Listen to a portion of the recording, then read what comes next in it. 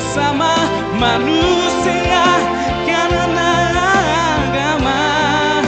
Terima kasih Tuhan untuk Pancasila, anugerah dari surga bagi Indonesia. Berkati Pancasila, Tuhanku berkatilah.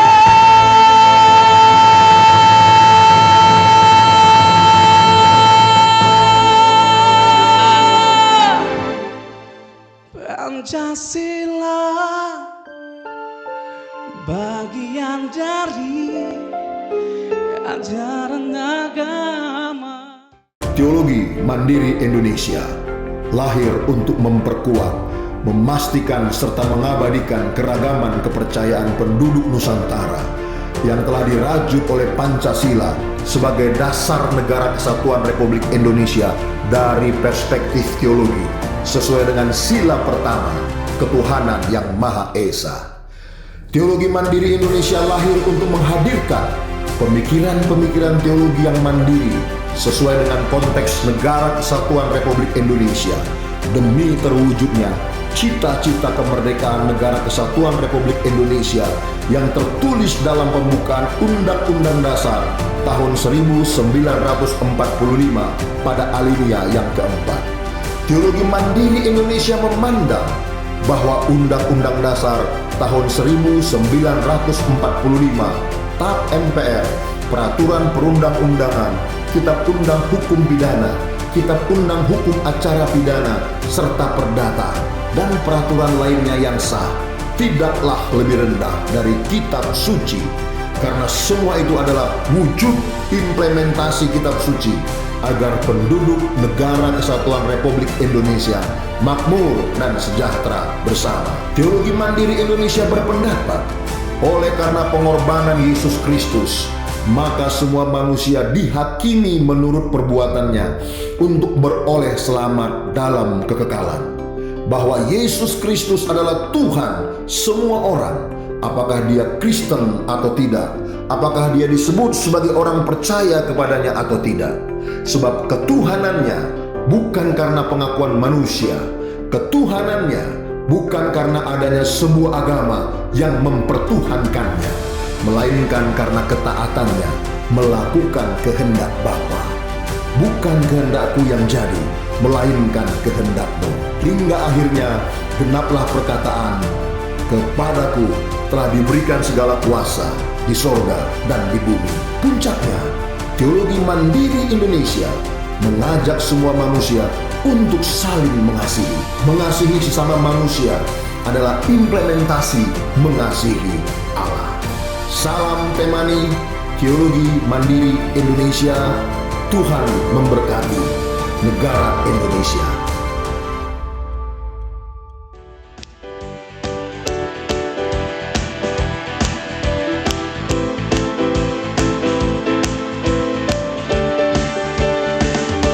Walau berbeda suku bahasa kita, walau berbeda kepercayaan kita, walau berbeda kebiasaan kita, namun kita satu, Indonesia. Para pahlawan telah sepakat, semboyan Indonesia Bhinneka Tunggal Ika. Walau berbeda-beda tetap satu jua, Bhinneka Tunggal Ika, semboyan Indonesia. Indonesia, Bhinneka Tunggal Ika, Tanhana Dharma Mangrawa, merajuk keragaman di Indonesia. Doktrin dan dalil agama jangan memecah bangsa, Bhinneka Tunggal Ika, kekuatan Indonesia. Oh, yeah. Walau berbeda suku bahasa kita, walau berbeda kepercayaan kita, walau berbeda kebiasaan kita, namun kita satu Indonesia. Para pahlawan telah sepakat semboyan Indonesia, Bhinneka Tunggal Ika. Walau berbeda-beda tetap satu jua, Bhinneka Tunggal Ika, semboyan Indonesia, Indonesia. Bhinneka Tunggal Ika, Tanhana Dharma Mangrawa, merajut keragaman di Indonesia. Doktrin dan dalil agama jangan memecah bangsa, Bhinneka Tunggal Ika, kekuatan Indonesia. Bhinneka, Bhinneka Tunggal Ika, Tanhana Dharma Mangrawa, merajut keragaman di Indonesia. Doktrin dan dalil agama jangan memecah bangsa, Bhinneka Tunggal Ika, kekuatan Indonesia. Oh, walau berbeda suku bahasa kita, walau berbeda kepercayaan kita, walau berbeda kebiasaan kita, namun kita satu Indonesia. Para pahlawan telah sepakat semboyan Indonesia, Bhinneka Tunggal Ika. Walau berbeda-beda tetap satu jua, Bhinneka Tunggal Ika, semboyan Indonesia, Indonesia, Indonesia, Indonesia. Salam damai Indonesia. Terpujilah Tuhan yang menganugerahkan Indonesia bagi kita. Kita memiliki beragam agama di Nusantara ini yang olehnya hidup kita semakin baik, semakin benar. Saudara sebangsa setanah air, Teologi Mandiri Indonesia hadir dengan visi untuk mengindonesiakan Kristen. Kalimat mengindonesiakan Kristen ini kami pastikan tidak melanggar peraturan perundangan. Bukan untuk mengkristenkan Indonesia, tetapi mengindonesiakan Kristen. Maksudnya adalah supaya kekristenan itu dipahami secara konteks Indonesia.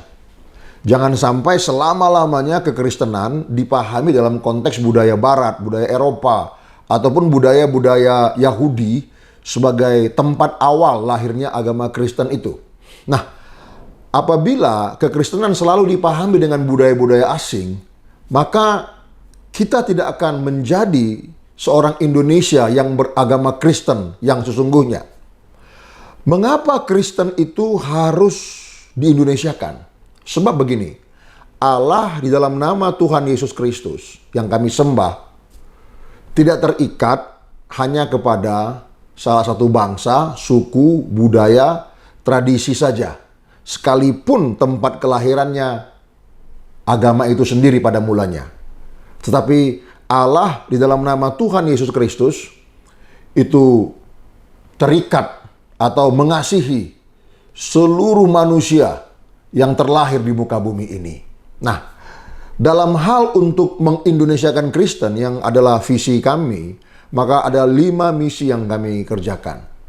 Yang pertama, membangun teologi-teologi Kristen dalam ruang lingkup Undang-Undang Dasar tahun 1945, hierarki peraturan perundangan, Pancasila, Bhinneka Tunggal Ika, cita-cita kemerdekaan Republik Indonesia, budaya-budaya dari suku-suku yang ada di Indonesia ini, serta peristiwa-peristiwa yang up to date yang terjadi di negara ini.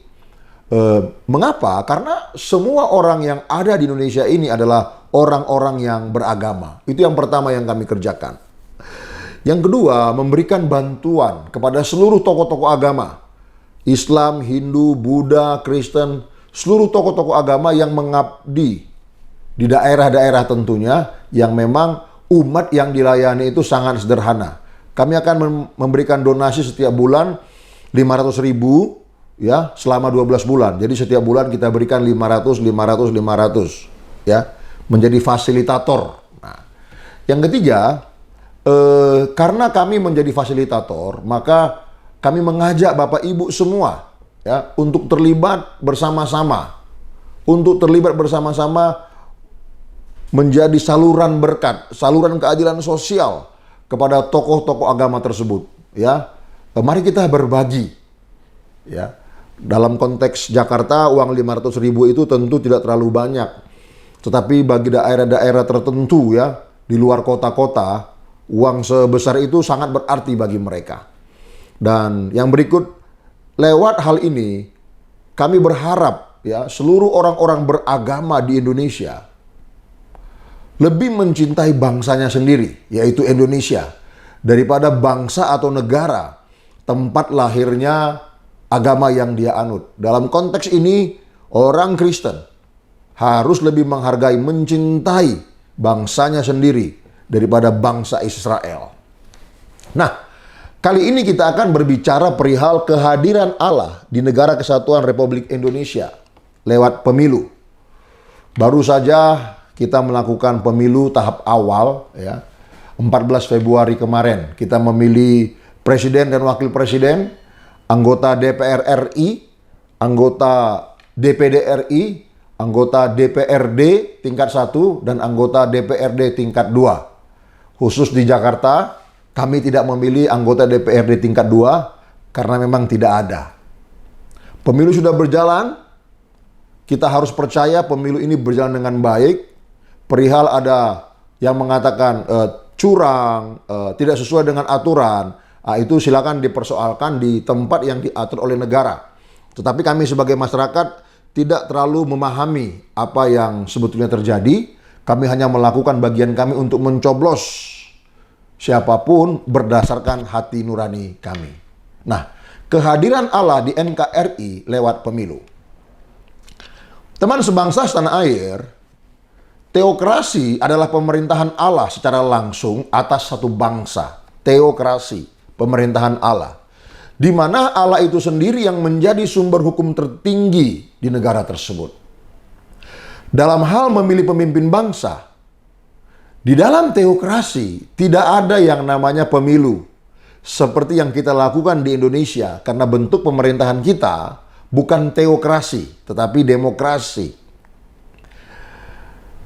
Allah itu sendiri yang memilih dan menetapkan siapa yang menjadi pemimpin pada satu bangsa yang sistem pemerintahannya adalah teokrasi. Jadi Allah yang memilih, Allah yang menetapkan secara langsung. Nah, kalau saya mempelajari sejarah dan saya melihat ada catatan Alkitab, teokrasi ini hanya pernah terjadi pada pemerintahan negara Israel, perjanjian lama dulu. Tentu bukan Israel hari ini. Israel perjanjian lama dahulu itu syarat sekali dengan teokrasi. Sekalipun tidak teokrasi murni, tetapi teokrasi itu jauh lebih dominan. Teokrasi pada masa pemerintahan Israel dahulu juga ditandai dengan pemerintahan kerajaan. Nah, ini sebabnya saya mengatakan bahwa tidak mutlak teokrasi, tetapi memang sangat dominan. Mengapa? Karena ada sistem pemerintahan kerajaan. Umumnya dalam sistem pemerintahan kerajaan, apabila sang raja mati, maka keturunannya yang naik tahta untuk menjadi raja, menggantikan raja yang sebelumnya. Nah, demikian juga halnya yang terjadi dengan Israel pada Perjanjian Lama. Jadi itulah sebabnya teokrasi tidak mutlak, ada juga kerajaan. Tetapi kerajaan ini di bawah teokrasi. Teokrasi Allah dalam hal mengangkat pemimpin baru akan terjadi apabila raja yang memimpin pada saat itu melawan perintah Allah, tidak tunduk kepada Allah. Maka Allah dengan kuasanya mengangkat raja yang baru untuk memimpin kerajaan tersebut, tentu di luar garis keturunan daripada raja-raja sebelumnya. Nah, selama raja tersebut tidak melawan perintah Allah, maka garis keturunannya akan turun-temurun menjadi raja dalam tatanan teokrasi, secara khusus bangsa Israel Perjanjian Lama. Tetapi apabila ada raja yang melawan perintah Allah, maka Allah dengan kuasanya akan mengganti raja yang baru. Mengganti raja itu dengan raja yang baru di luar garis keturunan raja tersebut. Nah, hal ini pernah terjadi antara Raja Saul dengan Raja Daud. Ketika Raja Saul tidak tunduk dan taat kepada perintah Allah, maka Allah mengutus Nabi Samuel mengatakan bahwa kerajaan Israel sudah terpisah dari keturunanmu. Artinya keturunanmu tidak akan lagi menduduki tahta raja. Allah telah memilih seorang yang berkenan di hadapannya, yaitu Raja Daud.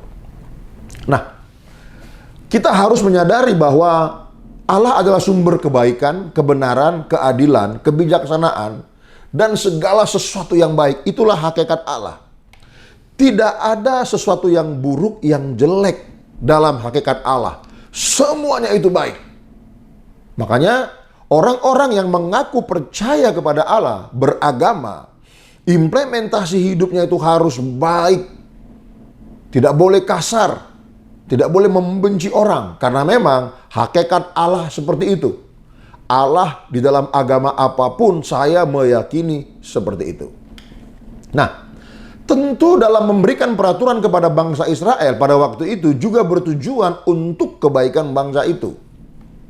Karena hakikatnya baik, adil, jujur, yang bermuara kepada kesejahteraan sebuah bangsa yang menganut sistem teokrasi, maka Allah juga mengharapkan kebaikan kepada bangsa tersebut.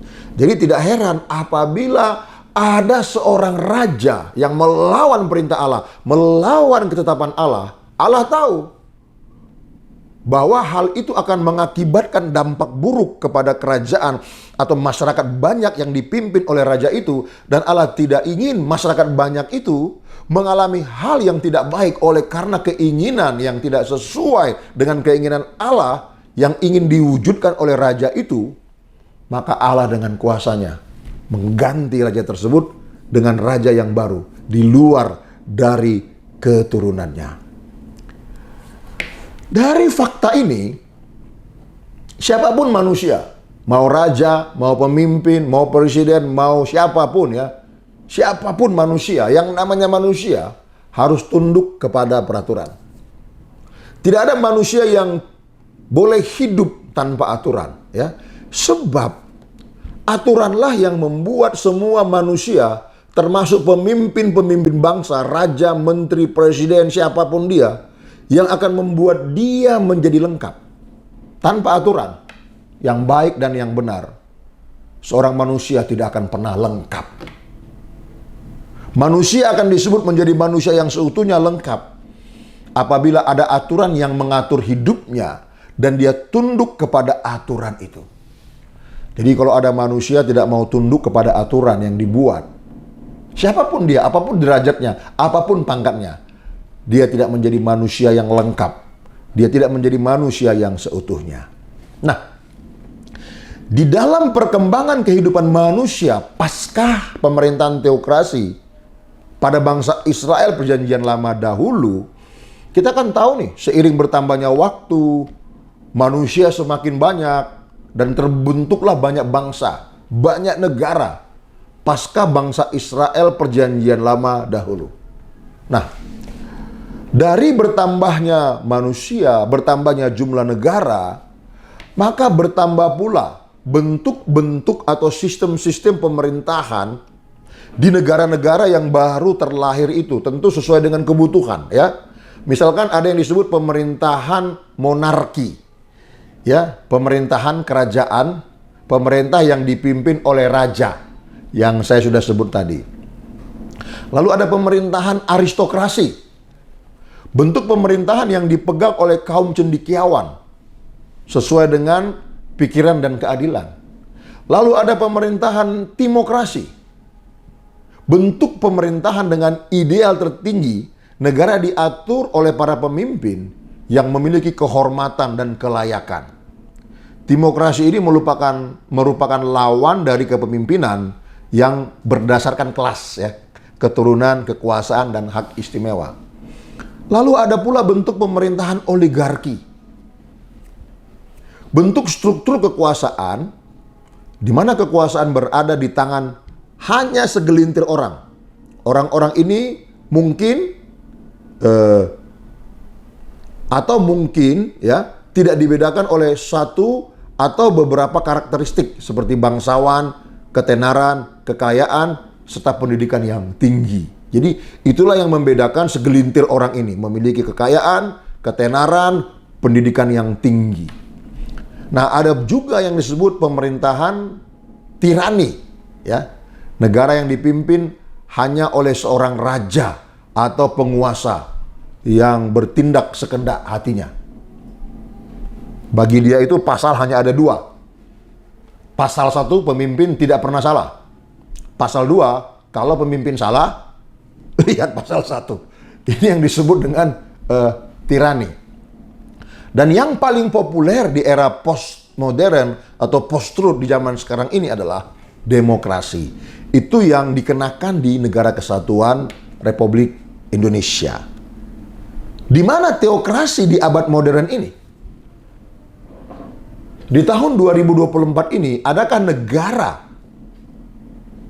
yang mengenakan sistem pemerintahan teokrasi seperti Israel perjanjian lama dahulu?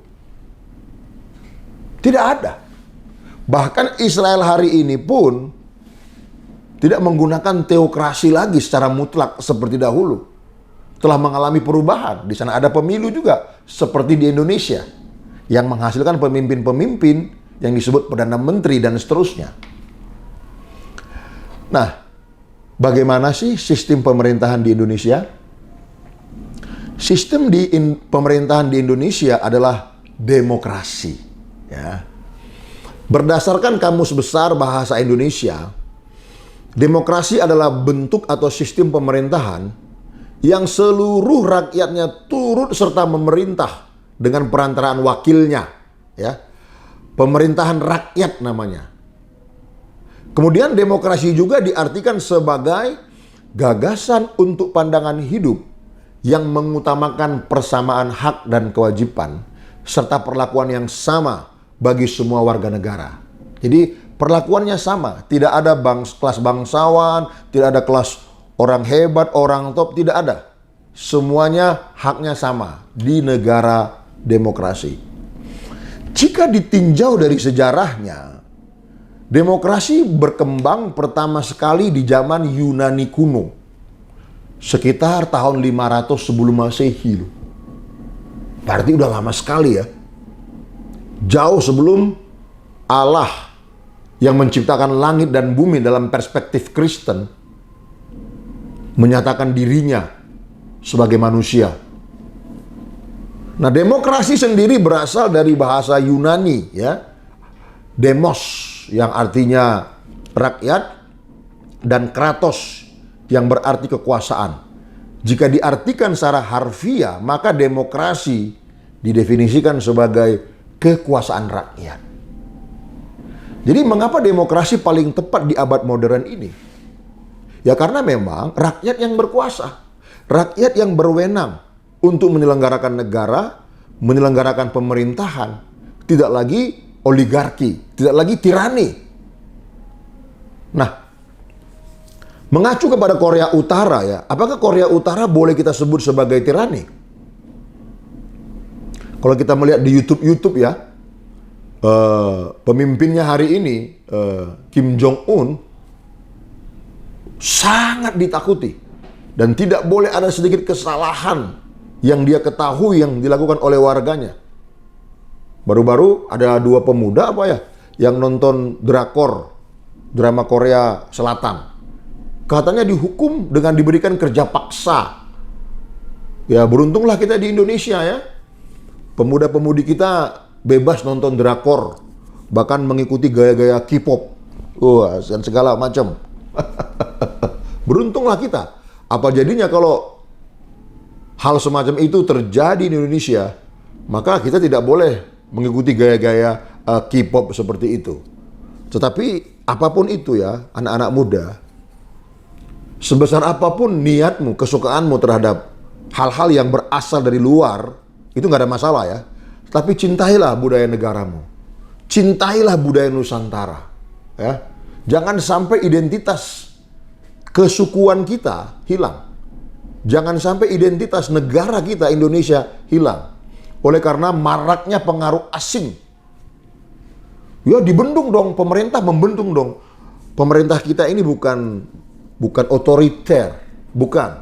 Pemerintah kita ini demokrasi. Yang kedua, media-media sosial juga tidak bisa terbendung. Karena dengan adanya jaringan internet, siapapun bisa mengakses segala sesuatu yang ada di belahan dunia lain. Tetapi semaju apapun dunia ini, perkembangan zaman ini, sebagai putra-putri bangsa Indonesia, sebagai masyarakat-masyarakat adat dari suku yang berasal dari Indonesia, identitas hal itu tidak boleh hilang. Nah, tentu coba kita membaca atau mendengarkan pandangan-pandangan ahli, apa kata mereka perihal demokrasi ini. Abraham Lincoln mengatakan demokrasi sebagai pemerintahan dari rakyat, oleh rakyat, dan untuk rakyat.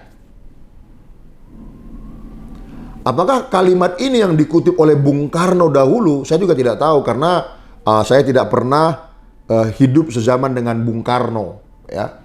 Tapi mengapa saya mengatakan demikian? Ada ayat keramat dari Bung Karno. Indonesia didirikan dari seluruh penduduk Nusantara untuk kepentingan penduduk Nusantara. Sidney Hook mengatakan bahwa demokrasi itu sebagai bentuk pemerintahan di mana keputusan-keputusan pemerintahan yang penting, yang strategis, baik secara langsung atau tidak langsung, semuanya itu didasarkan kepada kesepakatan mayoritas. Kalau menggunakan perspektif Indonesia, musyawarah mufakat. Sila keempat dari Pancasila. Joseph Schumpeter mengatakan, demokrasi adalah sebuah prosedur kelembagaan untuk mencapai sebuah keputusan politik yang di dalamnya para individu-individu memperoleh kekuasaan untuk membuat keputusan melalui perjuangan kompetitif dalam rangka memperoleh suara rakyat. Jadi untuk memimpin, menduduki sebuah jabatan strategis yang tinggi, individu-individu dari semua masyarakat punya hak. Nah, bagaimana caranya supaya bisa tiba pada posisi pemimpin itu? Dia harus bisa mengambil suara rakyat, memilih dia. Kira-kira begitu ya. Lalu C.F. Strong mengatakan, demokrasi adalah suatu sistem pemerintahan di mana mayoritas anggota dewasa dari masyarakat politik ikut serta atas dasar sistem perwakilan. Ya. Demokrasi perwakilan ya. Demokrasi terpimpin, demokrasi perwakilan ya. Itu yang dikatakan oleh C.F. Strong. Yang berikutnya ada Kuncoro Purbo Pranoto. Pemerintahan demokrasi menjelaskan bahwa demokrasi adalah sistem yang mendorong rakyat untuk ikut berpartisipasi secara aktif dalam pemerintahan negara. Dan yang terakhir yang saya coba sampaikan, saya kutip Haris Soke. dalam supremasi hukum dan prinsip demokrasi, di Indonesia menerangkan bahwa demokrasi adalah bentuk pemerintahan rakyat. Dan karenanya kekuasaan pemerintah melekat pada diri rakyat, diri orang banyak yang merupakan hak bagi rakyat atau orang banyak untuk mengatur, mempertahankan, melindungi dirinya dari paksaan ataupun perkosaan orang-orang lain yang menganggap dirinya lebih penting, lebih tinggi, lebih bermartabat. Itu pandangan ahli perihal demokrasi. Nah, dari penjelasan para ahli tersebut, saya mencoba mengartikan atau mengutip penjelasan dari Abraham Lincoln bahwa demokrasi itu adalah pemerintahan dari rakyat, oleh rakyat, dan untuk rakyat. Mengapa ini yang saya kutip? Padahal ada 6 ahli yang mengatakan pandangannya tentang demokrasi. Karena 5 pandangan yang lain itu pun hampir sama. Kalimatnya saja yang berbeda, susunan kalimatnya berbeda. Tetapi substansinya ya memang demokrasi itu dari rakyat, oleh rakyat, dan untuk rakyat. Jadi apapun rakyat, apapun agama dari rakyat itu, dialah pembentuk demokrasi itu. Untuk dialah demokrasi itu. Oleh dialah demokrasi itu. Apapun agamanya. Nah, pemerintahan dari rakyat itu mengandung pengertian yang berhubungan dengan pemerintahan yang sah di mata rakyat. Atau kita sering mendengarkan istilah legitimate government. Pemerintahan yang sah ini adalah pemerintahan yang mendapat pengakuan dan dukungan dari rakyat. Legitimasi atau pengakuan ini penting bagi sebuah pemerintahan agar pemerintah dapat menjalankan birokrasi-birokrasi serta program-programnya. Lalu kalau kita mencoba mengartikan pemerintahan oleh rakyat, satu pemerintahan itu harus dijalankan atas nama rakyat. Bukan atas nama pribadi atau dorongan sendiri. Pengawasannya pun dilakukan oleh rakyat. Proses pengawasannya dapat dilakukan secara langsung atau tidak langsung. Bahkan bisa juga melalui lembaga pengawas, ya. Lalu pengertian pemerintahan untuk rakyat, ya, dari rakyat, oleh rakyat, untuk rakyat. Kekuasaan yang diberikan oleh rakyat kepada pemerintah dijalankan untuk kepentingan rakyat. Kemudian pemerintah harus menjamin adanya kebebasan seluas-luasnya kepada rakyat dalam menyampaikan aspirasinya. Ya, tentu diharapkan ketika kita menyampaikan aspirasi, janganlah menyusahkan orang lain yang mungkin tidak seide dengan kelompok kita. Dalam hal menyampaikan aspirasi tersebut, ya, karena memang aspirasi itu dilindungi oleh undang-undang di dalam negara demokrasi ini, maka penyampaian demokrasi tersebut atau aspirasi tersebut jangan sampai mengorbankan masyarakat-masyarakat yang lain yang mungkin tidak seaspirasi dengan kelompok kita. Ya, hari ini tanggal 19 Februari beredar flyer, bahkan saya mendapat katanya ada demonstrasi tentang pemilu yang barusan terjadi. Kita tidak tahu tujuannya seperti apa. Apakah memang untuk menyampaikan aspirasi atau ada hal-hal yang lain dan segala macam, kita tidak tahu. Nah, ini diperbolehkan di negara demokrasi. Jadi tidak boleh dikatakan bahwa demokrasi kita itu lumpuh dan rusak. Dengan dibiarkannya kita berdemo, menyampaikan aspirasi, itu menunjukkan bahwa demokrasi di NKRI ini memang berjalan dengan baik. Hanya janganlah menutup jalan. Yang lain ini kan mau bekerja, mau mencari nafkah, supaya di rumah itu dapur tetap berasap, bisa makan, minum begitu, nggak terganggu. Itu harus menjadi sebuah pemahaman yang baku dalam diri kita. Jangan sampai kita mengorbankan hak orang lain ketika kita hendak melakukan aspirasi. Kita tidak boleh mengatakan, oh ini untuk kepentingan rakyat, untuk kepentingan semua. Bentar dulu. Sebagian rakyat, itu yang lebih tepat. sebagian rakyat yang punya pandangan demokrasi seperti ini. Kalau kami, ya kami terima-terima saja.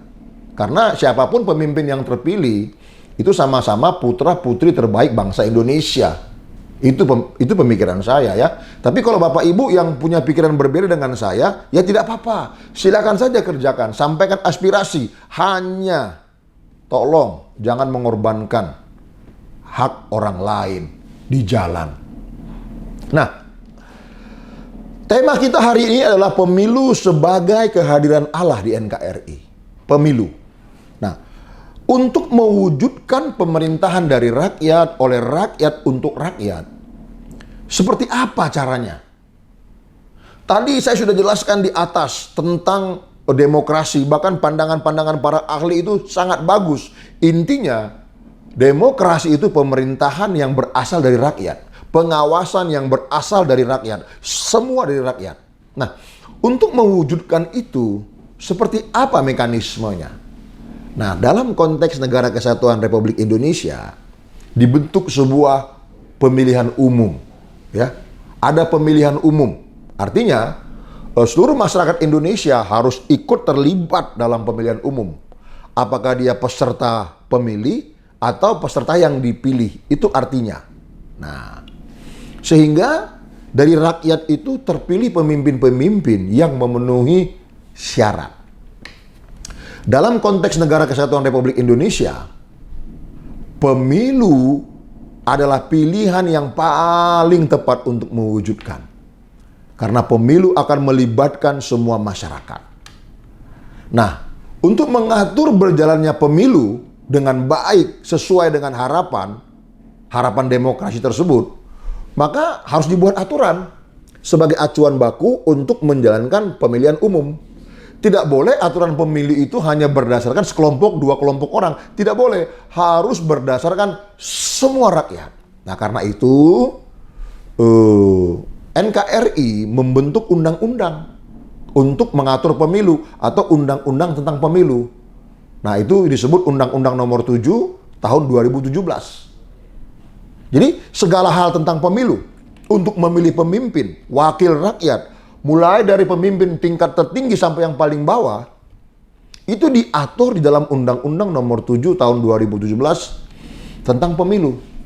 Bukan hanya itu, hal-hal yang lain, syarat-syarat lain, semuanya diatur. Nah, oleh karena itu, ketika pemilu berlangsung, apabila pemilu itu berjalan tidak sesuai dengan Undang-Undang 7 Nomor 7 tahun 2017, maka pemilu itu dianggap cacat. Nah, apakah pemilu 2024 ini cacat, tidak adil, tidak jujur, seperti yang disuarakan oleh banyak orang ya? Saya bilang banyak, karena lebih dari satu, tapi masih lebih banyak orang yang setuju bahwa pemilu itu tidak curang. Nah, apapun ini, dalam demokrasi terbuka, riuh redah terbuka, tetapi hendaknya bermartabat. Hendaknya bermartabat. Yang salah harus salah, yang benar harus benar. Oleh karena itu, seluruh penduduk Indonesia adalah orang-orang yang beragama ya. Kita beragama. Ada Islam, ada Kristen, ada Hindu, ada Buddha, ada aliran kepercayaan dan macam-macam. Kita memiliki agama. Ya. Kami telah mengatakan pada pertemuan-pertemuan sebelumnya, masyarakat Indonesia atau Nusantara, pertama sekali aturan yang mengatur hidupnya atau kelompoknya adalah adat istiadat. Dalam perkembangannya, agama-agama ardi terbentuk. Agama-agama yang berasal dari bumi. Agama-agama yang terbentuk dari tradisi dan kebiasaan. Dalam perkembangannya, masuklah agama-agama yang bernafaskan syiar, dakwah, injili. Seperti Islam, seperti Kristen. Nah, Indonesia menerima itu. Dilengkapi dirinya. Karena apa? Semuanya baik. Nah, ketika Indonesia terbentuk menjadi sebuah negara, mengingat suku banyak, mengingat bangsa banyak, agama banyak, maka tidak boleh diberlakukan hanya satu agama, hanya satu tradisi suku untuk mengatur Sabang sampai Merauke, Miangas sampai Pulau Rote. Tidak boleh, akan terjadi kegaduhan.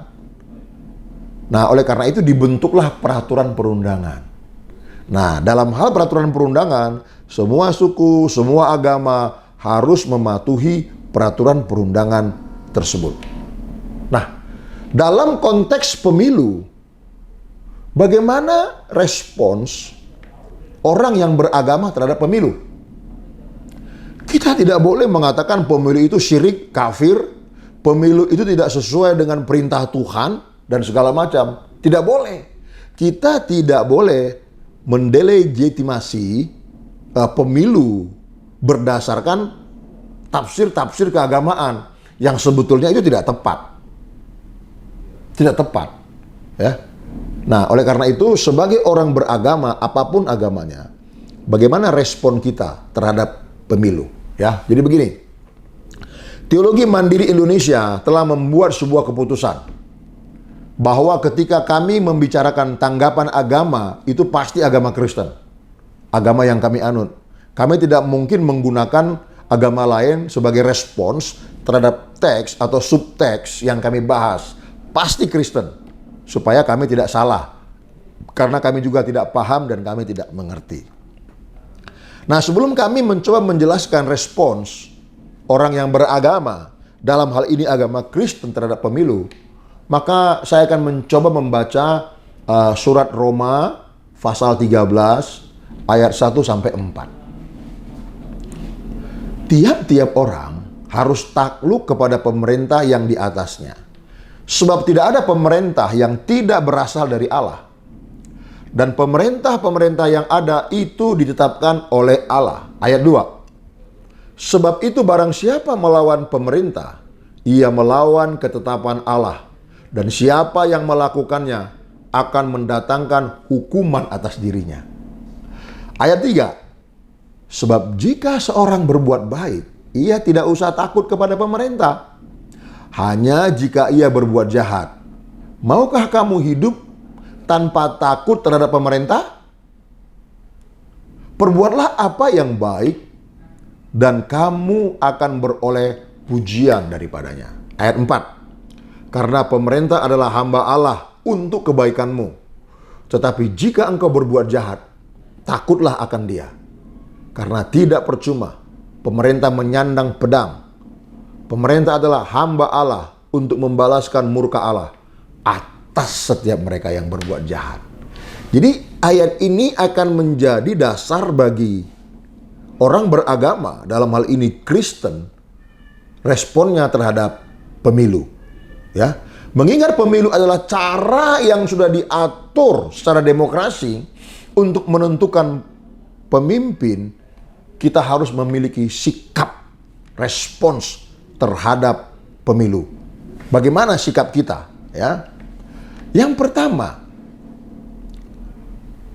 mengapa pemilu sebagai kehadiran Allah di NKRI? Ya, sikap kita diwujudkan dalam bentuk pertanyaan. Ya, karena lewat pemilu dihasilkan pemimpin yang adalah wakil Allah untuk kebaikan kita. Sesuai dengan surat Roma tadi. Nah, karena itu sikap kita terhadap pemilu, ya kita harus tunduk kepada aturan itu. Karena itu dibuat secara bersama-sama, bukan hanya sekelompok orang saja. Yang kedua, lewat pemilu, harapan untuk menjadi bangsa yang lebih baik itu terbuka. Jadi, respon dan sikap kita terhadap pemilu, ya kita harus terlibat di dalamnya. Nanti saya akan jelaskan lebih detail lagi. Nah, pemilu akan menghasilkan pemimpin-pemimpin yang adalah wakil Allah. Ya, kita harus terima bahwa pemimpin itu adalah wakil Allah untuk memberikan punishment and reward, memberikan hadiah, memberikan penghargaan, dan juga memberikan hukuman. Dalam konteks Kristen, kalau kita melihat bangsa Israel dalam teokrasi dulu, ya Allah memberikan hadiah, upah, berkah, berkat kepada orang yang baik. Tetapi Allah menghukum orang yang jahat, yang melawan aturan. Nah, karena Indonesia ini negara demokrasi, Allah tidak hadir secara langsung, maka pemerintah, pemimpinlah yang menjadi wakil Allah untuk memberikan punishment and reward tersebut. Dan berdasarkan surat Roma pasal 13 di atas, lebih jelas dan lebih detail lagi, ya, respon kita yang pertama, mengikuti pemilu. Saya ikut pemilu kemarin tanggal 14 Februari. Saya mencoblos. Nah, ini nggak tahu nih, masih ada bekas-bekasnya nggak nih, tinta itu. Sekarang tanggal 19 ya, udah 5 hari. Tapi kalau dari tangan saya begini masih ada kelihatan biru-birunya nih. Nggak tahu di kamera masih kelihatan nggak nih? Ini bukti saya menggunakan hak saya untuk memilih. Kita harus terlibat untuk memilih pemimpin. Tidak harus yang seagama dengan saya baru saya pilih. Tidak ada yang seagama dengan saya. Golput aja dah. Tidur aja di rumah. Itu tidak boleh. Karena pemilu bukan untuk memilih ketua sinode. Bukan untuk memilih pemimpin agama. Tapi memilih pemimpin bangsa. Jadi seluruh lapisan masyarakat apapun agamanya harus ikut memilih siapapun pemimpin yang sudah disediakan oleh demokrasi. Ya, ada 3 paslon kemarin kan? Kalau kita lihat, semuanya itu beragama Islam. Saya Kristen. Apakah karena tidak ada yang Kristen saya tidak pilih? Oh, Tuhan marah kepada saya. Tuhan yang marah kepada saya. Bukan anggota DPR. Tuhan yang marah kepada saya. Karena dalam Roma pasal 13, tunduk dan taat kepada pemerintah. Yang kedua, respon kita yang kedua adalah mempersiapkan diri untuk maju sebagai calon pemimpin yang akan dipilih. Ya, yang pertama kita memilih. Tapi yang kedua, jika mungkin, jika berkesempatan, jika kita memiliki kapasitas, jangan hanya sebagai pemilih jika bisa, jika memenuhi syarat. Berjuanglah untuk maju sebagai orang yang dipilih. Begitu. Ya. Ini kan banyak orang-orang ini yang mengatakan pemilu kemarin curang, tidak adil, tidak jujur, ya. Ya, misalkan konsultan politik yang ternama Bapak E.F. Saipullah, ya. Bapak E.F. Saipullah ini adalah menurut saya konsultan politik yang ternama, yang handal. Ya. Berbicara juga bagus. Beliau di media sosial saya dengar itu mengatakan, "Mari kita lawan Jokowi. Kalau kita kalahkan Jokowi sama dengan demokrasi ditegakkan. Tapi kalau kita kalah terhadap Jokowi sama dengan ketidakadilan dalam demokrasi menang." Nah, ini pernyataan beliau. Nah, saya tidak tahu apa dasar-dasarnya, ya kan? Sekian lama beliau hanya menjadi pemilih. Sekian lama beliau hanya menjadi konsultan politik. Nah, jika berkesempatan mendengarkan video ini, coba deh Bapak E.F. Saipullah itu sekali-sekali maju. Persiapkan diri Bapak untuk menjadi calon untuk kami pilih. Apakah itu bupati, apakah itu wali kota, apakah itu gubernur atau presiden. Ya, kami berharap tahun 2029 Bapak bisa maju. Persiapkan diri Bapak untuk menjadi orang yang dipilih. Apakah itu anggota DPR atau DPRD atau DPD. Monggo silakan Pak. Supaya pertarungan atau dakdikduk nyus atau ngeri-ngeri sedepnya calon pemimpin yang akan dipilih itu bisa Bapak rasakan. Sehingga kita mulai tahu, ternyata komentar begini yang dulu nggak tepat. Komentar begini yang dulu menyakiti perasaan orang lain. Jadi kalau kita tidak ada dalam posisi itu, akan sulit bagi kita untuk merasa. Sehingga terlalu gampang kita memberikan komentar ketika harapan kita sebagai seorang konsultan politik tidak terwujud. Ya, jadi monggo Pak, sekali lagi persiapkanlah diri Bapak untuk menjadi rakyat yang akan dipilih. Karena menurut saya Bapak punya kapasitas. Sayang, kapasitas itu hanya sebagai konsultan politik saja. Lalu yang ketiga, ya, mengikuti seluruh syarat yang telah ditetapkan oleh Undang-Undang Nomor 7 Tahun 2017. Ada syarat-syarat di sana. Ya. Misalkan presiden kalau mau kampanye ya cuti. Menteri kalau mau kampanye ya cuti. Ya. Semua diatur di sana. Nah, ada yang mengatakan ada menteri yang tidak cuti tapi kampanye mendukung salah satu paslon, silakan uji di pengadilan. Apakah itu melanggar atau tidak? Silakan. Ya, jangan-jangan mereka cuti, jangan-jangan loh ya. Cuman tidak dilaporkan kepada kita. Karena kita bukan atasannya. Kalau kita bilang tidak cuti, diuji. Semua harus diuji. Nah, tempat untuk menguji itu adalah di tempat yang telah diatur oleh pemerintah. Itulah demokrasi. Lalu yang berikut, respon yang berikut adalah mematuhi seluruh hasil pemilu yang telah ditetapkan oleh lembaga berwenang. Dalam hal ini, Komisi Pemilihan Umum. Jadi apapun hasil pemilu yang akan ditetapkan oleh lembaga berwenang, ya, dalam konteks Pilpres kemarin, pemilihan DPR RI, DPD RI, DPRD tingkat 1 dan tingkat 2 selain Jakarta. Nah, KPU adalah lembaga berwenang, mereka harus menghitung lalu mengumumkan paling lambat diumumkan 20 Maret nanti, 2024. Nah, apapun hasil pemilu itu, sebagai orang yang beragama, agama A tidak, gama kacau. Beragama tidak kacau. Apapun keputusannya, sekalipun itu merugikan kita misalkan, karena kita tidak terpilih atau segala macam, kita harus terima. Itulah demokrasi. Lalu bagaimana Pak? Kalau ada kecurangan-kecurangan di dalamnya. Nah, pasca pengumuman resmi daripada KPU nanti, negara atau demokrasi tetap mempersilahkan kita untuk melakukan gugatan ke Bawaslu, ke Mahkamah Konstitusi, silakan, itu diatur. Tetapi saya sebagai rakyat Indonesia menyayangkan sebetulnya, walaupun ya punya hak masing-masing lah, ya selama tidak melanggar undang-undang, ya silakan saja. Saya sih menyayangkan sebetulnya, pasca pencoblosan, pasca quick count, hitung cepat 14 Februari kemarin, udah banyak sekali narasi-narasi dalam 5 hari ini, ya, atau 6 hari ini ya, hari ini kan tanggal 20 nih. 6 hari ini yang mengatakan pemilu curang, pemilu tidak adil, pemilu tidak jujur, tirani dan segala macam, tolak hasil pemilu. Sayang sekali sebetulnya. Sebetulnya Bapak Ibu yang tidak dimenangkan oleh quick count, yang mana quick count itu kan bukan hasil mutlak, nanti KPU. Bapak Ibu sabar, jangan teriak-teriak di media sosial kalau mau perang. Tunggu pengumuman KPU secara resmi baru perang. Nah makanya saya sendiri curiga, Bapak Ibu ini serius mau perang di pengadilan atau enggak? Nggak, kenapa saya katakan demikian? Ini pengamatan saya ya. Kalau kita mau perang, kita nggak mungkin koar-koar. Kalau kita mau nyerang, kita tidak mungkin mempublish. Ini bukti kami akan menyerang. Ini kesalahannya, ini kecurangannya. Lawan kita tahu dengan mudah nanti akan menangkis. Makanya kalau saya ada di pihak yang seperti itu, saya diam. Kita diam-diam aja.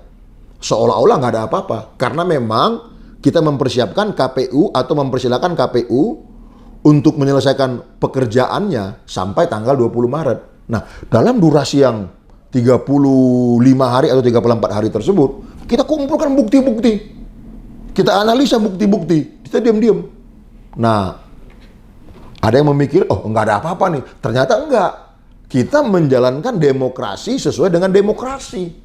Begitu diumumkan, langsung kita gugat. Jeder! Dan mereka tidak tahu gerakan-gerakan apa yang kita buat untuk menggugat. Tapi kalau sebelumnya kita sudah teriak-teriak di media sosial, bikin live streaming dan segala macam, saya agak bingung strategi perangnya ya. Apakah ada strategi perang yang baru? Oh, sampaikan. Senjatamu nanti mau perang ini. Rudalmu mau perang nanti ini. Alatmu untuk mau perang nanti ini. Nah, apakah seperti itu strategi berperang yang baru di zaman modern ini? Setahu saya nggak begitu sih. Tapi ya, orang punya pandangan masing-masing ya. Jadi sebagai orang beragama, kita harus mematuhi seluruh hasil daripada pemilu itu. Tidak boleh kita membawa agama dalam nama Tuhan Yesus Kristus, tolak pemilu. Dalam nama Tuhan Yesus Kristus, pemilu ini tidak adil. Dalam nama Tuhan Yesus Kristus. Loh, kita bawa-bawa nama Tuhan Yesus Kristus untuk menolak pemilu. Apakah dia setuju? Udah minta izin nggak kita membawa-bawa nama dia? Emang siapa kita? Punya hak untuk membawa-bawa nama dia untuk menolak pemilu. Pemilu yang diatur oleh undang-undang. Roma pasal 13.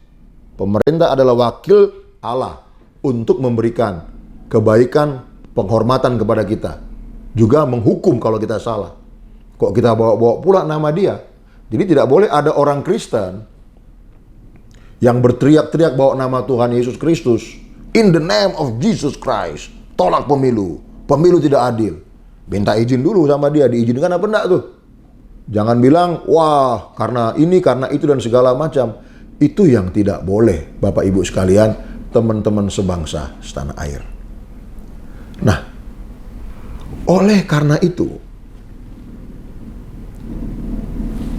mengapa kami mengatakan bahwa lewat pemilu ini Allah hadir? Saya ulangi sekali lagi. Karena ketika kita melakukan pemilihan umum, ada pemimpin yang baru. Dialah wakil Tuhan. Dialah wakil rakyat. Dia akan membuat tatanan pemerintahan di sana. Ya, tapi tidak sempurna, Pak. Namanya juga manusia. Tidak ada manusia yang sempurna. Nah, oleh karena itu, kita pun punya hak dalam negara demokrasi ini untuk mengawasi pemimpin yang telah kita pilih. Jangan dibiarkan. Jadi kalau memang kita melihat ada hal-hal yang tidak baik, hal-hal yang tidak benar, tempuhlah jalur yang telah diatur oleh negara sesuai dengan demokrasi. Itu yang harus kita perbuat. 20 Oktober 2024 nanti akan ada presiden yang baru dan wakil presiden yang baru. Siapa dia? Kita tunggu nanti penetapan sah oleh KPU. Lalu kita tunggu apakah ada gugatan-gugatan. Nah, sampai yang terakhir, itulah pemimpin yang akan dilantik nanti. Akan ada jajaran-jajaran pemerintahan yang baru. Bahkan tanggal 27 atau 28 November nanti, kita juga ada pemilu. Memilih wali kota, memilih bupati, dan memilih gubernur. Ayo kita ikut juga. Apapun hasilnya yang baik, yang benar, yang sah, yang semua prosesnya sudah tuntas, mereka adalah wakil-wakil Allah. Di negara kesatuan Republik Indonesia ini, apapun agama kita, di dalam Kristen, kami diajar untuk menghormati pemimpin. Seagama kek, tidak seagama kek, siapapun, apapun agamanya, kami diajar untuk tunduk dan taat kepada pemimpin itu. Karena dia bagi kami adalah wakil rakyat. Sebab pemimpin itu akan mengupayakan kebaikan bagi kami. Oh, bagaimana Pak? Dia bisa mengupayakan kebaikan kalau dia semena-mena. Oh, ada wakil yang lembaga-lembaga pengawas yang mengawas mereka. Ah, nanti kalau pengawas juga begitu bagaimana Pak? Nah, di sini. Tadi saya mengatakan ada teokrasi, pemerintahan Allah, ya. Dalam konteks Kristen, pemerintahan Allah itu tidak ada lagi dalam satu bangsa. Tetapi, apabila dia berkehendak, ketika dia melihat pemimpin-pemimpin yang dipilih secara demokratis, tidak melakukan tugas dan tanggung jawabnya untuk menghadirkan kebaikan, kedamaian, kesejahteraan bagi negara tersebut, maka Allah itu bisa campur tangan secara langsung. Melakukan sesuatu yang tidak diduga oleh pemimpin yang durjana itu demi masyarakat yang banyak. Bisa saja dia melakukan sesuatu. Misalkan Herodes itu pernah ditampar malaikat saat pidato. Ditampar malaikat, mati. Kami percaya bahwa Allah itu ada, Allah itu hidup. Dan dia menyertai, bahkan mendengar doa-doa orang yang teraniaya. Jadi kami tidak melakukan sebuah gerakan untuk tidak percaya kepada pemimpin yang terpilih secara sah, secara demokrasi, walau tidak seagama. Ini tidak boleh. Dalam konteks Kristen, ini tidak boleh. Dilarang. Tapi kami diajar untuk tunduk kepada pemimpin itu. Bahkan diajar untuk mendoakan pemimpin itu. Supaya dia bekerja dengan baik untuk mewujudkan sifat-sifat Allah itu sendiri yang adalah baik, adil, jujur, damai. Itu yang kami harapkan dapat diwujudkan oleh pemimpin-pemimpin yang terpilih itu. Jadi sekali lagi, kita tunggu saja hasil KPU nanti tanggal 20 Maret paling lama ya. Jadi apapun hasilnya, Kalau sudah tuntas semua, ya kita kembali seperti sedia kala. Dan ada pemerintahan baru sebagai lambang kehadiran Allah yang telah dihasilkan oleh pemilu yang sudah kita jalankan kemarin. Tunduk dan taat kepada pemerintah itu adalah tunduk dan taat kepada Allah. Tunduk dan taat kepada undang-undang itu adalah tunduk dan taat kepada Allah. Bagaimana kita mengatakan kita tunduk dan taat kepada Allah yang tidak kita lihat? Sementara undang-undang dan pemerintah yang terlihat, kita tidak tunduk dan taat. Dan jangan pernah katakan, pemerintahan ini tidak berasal daripada Allah. Tafsir agamamu salah. Tafsir agamamu masih kuno, masih tertinggal jauh, masih dalam sistem teokrasi yang ada sangat dulu, ribuan tahun sebelum Masehi, pada masa pemerintahan kerajaan Israel perjanjian lama. Hari ini demokrasi. Demokrasi dari rakyat, untuk rakyat, oleh rakyat. Dan Tuhan hadir di sana. Tuhan Yesus memberkati kita semua. Mari kita berdoa. Kami menyerahkan hasil pemilu yang sudah terjadi tanggal 14 kemarin, Tuhan. Apapun hasilnya yang diproses sampai tuntas, sampai selesai, itulah yang akan kami terima sebagai rakyat Indonesia. Kiranya pemimpin yang memiliki niat yang sungguh-sungguh untuk membangun bangsa sesuai dengan karakter Tuhan, hakikat Tuhan, untuk mewujudkan cita-cita kemerdekaan kami, itulah yang terpilih memimpin bangsa ini 5 tahun ke depan. Berkatilah Indonesia, Tuhan, dengan segala keberadaan keragamannya, supaya Indonesia ini jati dirinya tidak hilang oleh karena pengaruh-pengaruh asing dalam bentuk apapun yang berasal dari luar negeri. Kami berdoa untuk kaum cendekiawan-cendekiawan yang memiliki akses lintas negara, yang memiliki pergaulan yang sangat luas di seluruh dunia, supaya mereka mencintai bangsa ini. Mereka tidak punya niat untuk menjual bangsa ini demi kekayaan kelompok atau diri mereka sendiri, tapi mengabdikan ilmunya, pergaulannya, relasinya yang lintas negara untuk kemajuan bangsa ini. Kami tidak ingin ada putra-putri bangsa yang menjadi antek-antek daripada kepentingan-kepentingan bangsa-bangsa lain di luar Indonesia yang memang kami akui jauh lebih kuat dari Indonesia. Supaya mereka menjadi agen-agen Indonesia untuk kemajuan Indonesia saja. Terima kasih Tuhan, damai sejahtera-Mu melingkupi negara kesatuan Republik Indonesia. Dalam nama Tuhan Yesus Kristus kami berdoa. Haleluya. Amin. Selamat siang. Akan hasil pemilu yang sudah terjadi tanggal 14 kemarin, Tuhan. Apapun hasilnya yang diproses sampai tuntas, sampai selesai, itulah yang akan kami terima sebagai rakyat Indonesia. Kiranya pemimpin yang memiliki niat yang sungguh-sungguh untuk membangun bangsa sesuai dengan karakter Tuhan, hakikat Tuhan, untuk mewujudkan cita-cita kemerdekaan kami, itulah yang terpilih memimpin bangsa ini 5 tahun ke depan. Berkatilah Indonesia Tuhan, dengan segala keberadaan keragamannya, supaya Indonesia ini jati dirinya tidak hilang oleh karena pengaruh-pengaruh asing dalam bentuk apapun yang berasal dari luar negeri. Kami berdoa untuk kaum cendekiawan-cendekiawan yang memiliki akses lintas negara, yang memiliki pergaulan yang sangat luas di seluruh dunia, supaya mereka mencintai bangsa ini. Mereka tidak punya niat untuk menjual bangsa ini demi kekayaan kelompok atau diri mereka sendiri, tapi mengabdikan ilmunya, pergaulannya, relasinya yang lintas negara untuk kemajuan bangsa ini. Kami tidak ingin ada putra-putri bangsa yang menjadi antek-antek daripada kepentingan-kepentingan bangsa-bangsa lain di luar Indonesia yang memang kami akui jauh lebih kuat dari Indonesia. Supaya mereka menjadi agen-agen Indonesia untuk kemajuan Indonesia saja.